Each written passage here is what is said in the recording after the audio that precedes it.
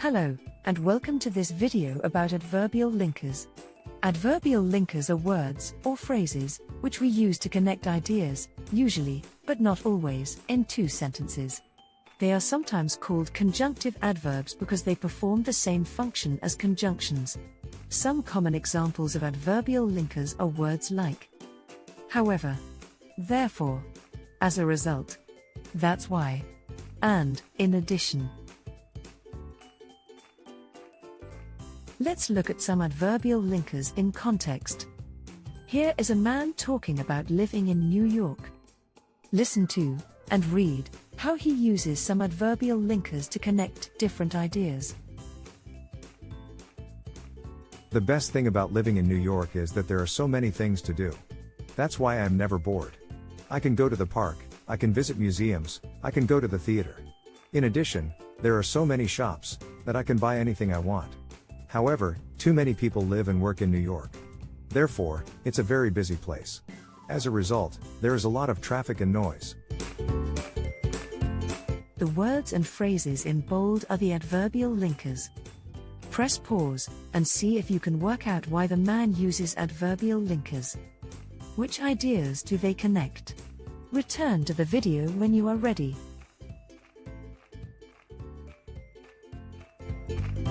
So now let's look at how, and when, we use adverbial linkers. The basic pattern for using adverbial linkers is idea plus adverbial linker plus idea. The ideas are usually presented in two different sentences with one of them introduced by the adverbial linker. Look at these examples from the text about living in New York. In the first one, the speaker connects the ideas of there being many things to do in New York, and never being bored.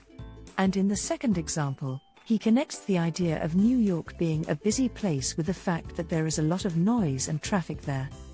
Note that in writing we usually use a comma after the linker when it introduces another idea.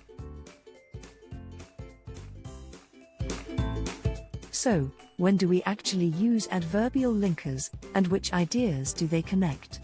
The three main reasons for using them are to contrast ideas, to show cause and effect, and to add another point or idea. Let's look at each of these in turn.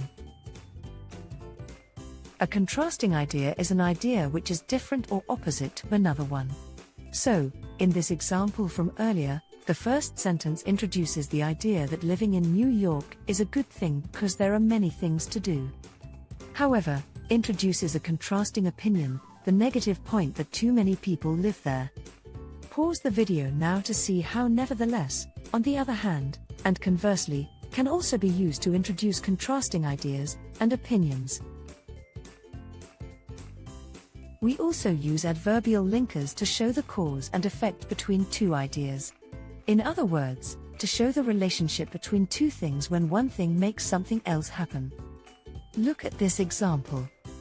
The adverbial linker, as a result, tells us that there is a lot of traffic and noise in New York because it is a very busy place.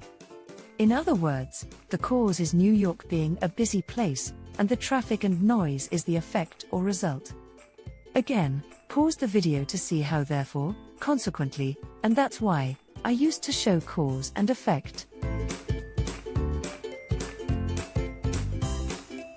One other use of adverbial linkers is to add another point or idea. In this example, the man from New York is listing the things he can do in New York.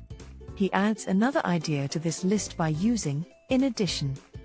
Pause the video again to see how we use, furthermore, moreover, and what's more, to add extra points, ideas, or opinions.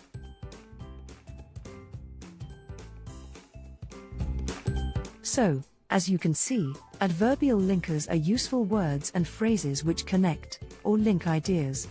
We use them to connect contrasting ideas or opinions, show cause and effect, and add extra points or ideas. There are quite a few different adverbial linkers to choose from, but the most common are however, nevertheless, on the other hand, and, conversely, to link contrasting ideas and opinions. As a result, therefore, consequently, and that's why, to show cause and effect. and. In addition, furthermore, moreover, and what's more, to add another idea or opinion.